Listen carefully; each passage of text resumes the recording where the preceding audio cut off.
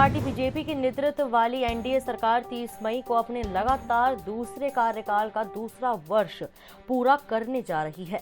इस बीच पूरे देश की नजर प्रधानमंत्री नरेंद्र मोदी की कैबिनेट की उन रिक्तियों पर फिर से चली जाएगी जिसे जल्द से जल्द भरे जाने की संभावना है। इसकी संभावना इसलिए भी प्रबल हो गई है कि हाल के दिनों में कई राज्यों में बीजेपी के कुछ कद्दावर नेताओं ने पद छोड़े हैं। कई को राज्यसभा के जरिए दिल्ली बुलाया गया है, कुछ अभी भी इंतजार में है। कैबिनेट के अलावा लगभग 2 साल खाली पड़े लोकसभा के उपाध्यक्ष के पद को भी भरे जाने की संभावना है। आपको बता दें कि 25 मई 2019 AIADMK के एम थन्बीदुरई ने पद छोड़ दिया था। पार्टी और सरकारी हलकों में इससे वाकिफ लोगों का कहना है कि इस बात के कोई संकेत नहीं है कि बहुप्रतीक्षित कैबिनेट विस्तार या फेरबदल कब होगा।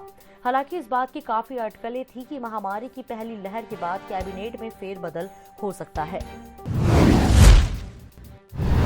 जून 2020 में गलवान घाटी की घटना के बाद से भारत और चीन के बीच सीमा विवाद बेहद गंभीर हो गया है। वास्तविक नियंत्रण रेखा LAC पर जारी इस विवाद के बीच ठंडा मौसम सैनिकों के लिए सबसे बड़ी चुनौती होता है। ऐसे में अब भारतीय सेना ने इन इलाकों में सैनिकों के लिए बड़े स्तर पर इंफ्रास्ट्रक्चर तैयार कर लिए हैं। LAC और नॉर्थ ईस्ट के इलाकों में सेना ने ऐसा इंफ्रास्ट्रक्चर तैयार किया है जिससे जवानों को सर्दियों के मौसम में -45 डिग्री में भी दिक्कतों का सामना नहीं करना पड़ेगा। हालांकि ये काम पूरे 5 सालों में किया जाना था, लेकिन तेजी दिखाते हुए इसे 1 साल के भीतर पूरा किया गया। इस वक्त जितने सैनिक लद्दाख में तैनात हैं, उनसे दुगनी संख्या इन इंफ्रास्ट्रक्चर में आराम से रह सकती है। मौसम विभाग ने चेतावनी जारी कर दी है कि अगले 24 घंटे में चक्रवात यास बेहद गंभीर चक्रवात तूफान में तब्दील हो जाएगा। बुधवार को यास बंगाल और उड़ीसा के तट पर पहुंचेगा। चक्रवात के टकराने के बाद भारी तबाही से बचने के लिए लोगों को सुरक्षित स्थान पर भेज दिया गया है। वहीं गृह मंत्रालय ने चक्रवात यास से प्रभावित होने वाले सभी राज्यों को आश्वासन दिया है कि मंत्रालय उनकी मदद के लिए 24 घंटे तैयार रहेगा। NDRF ने कुल 149 टीमों को तैयार किया है। इनमें से 99 को राज्यों के तटीय क्षेत्र में तैनात किया गया है। वहीं 50 को देश के अलग अलग हिस्सों में स्टैंड बाय में रखा गया है और जरूरत पड़ने पर इन्हें एयरलिफ्ट कर मोर्चे पर लगाया जाएगा। 52 टीमें उड़ीसा, 35 बंगाल, 5 तमिलनाडु, 3 विशाखापट्टनम व झारखंड व 1 अंडमान निकोबार में तैनात की गई है। पंजाब नेशनल बैंक घोटाले में आरोपी और भगोड़ा घोषित मेहुल चोकसी लापता है। चोकसी के वकील विजय अग्रवाल ने कहा कि उसका परिवार चिंतित है और मुझसे मिलने को कहा है। एंटीगुआ पुलिस इसकी छानबीन कर रही है। मेहुल चोकसी नीरव मोदी का मामा है। नीरव 13,000 करोड़ रुपए से अधिक के PNB धोखाधड़ी मामले में एक अन्य मुख्य आरोपी है।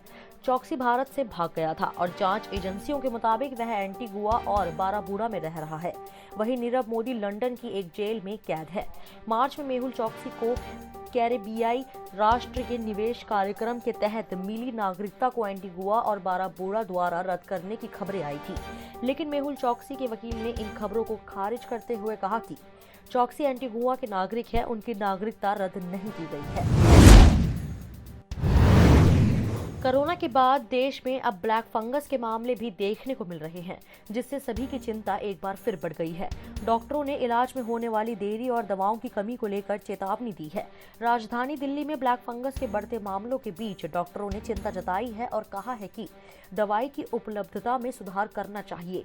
कई राज्यों व केंद्र शासित प्रदेशों ने ब्लैक फंगस को महामारी भी घोषित कर दिया है। डॉक्टरों ने कहा है कि ब्लैक फंगस के इलाज में इस्तेमाल की जाने वाली एम्फोटेरिसिन दवा की कमी है। उन्होंने कहा कि इलाज जल्दी शुरू होना चाहिए क्योंकि ठीक हो चुके कोरोना मरीज का शरीर पहले से ही कमजोर हो जाता है।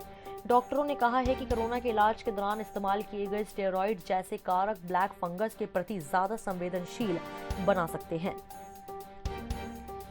इस वीडियो में इतना ही। मैं कोमल, पंजाब केसरी दिल्ली से। अगर आपको हमारी ये खबर जानकारीपूर्ण लगे तो हमारे फेसबुक पेज punjabkesari.com को लाइक करें और अगर आप हमारी ये वीडियो यूट्यूब पर देख रहे हैं तो हमारे चैनल को सब्सक्राइब करना ना भूलें।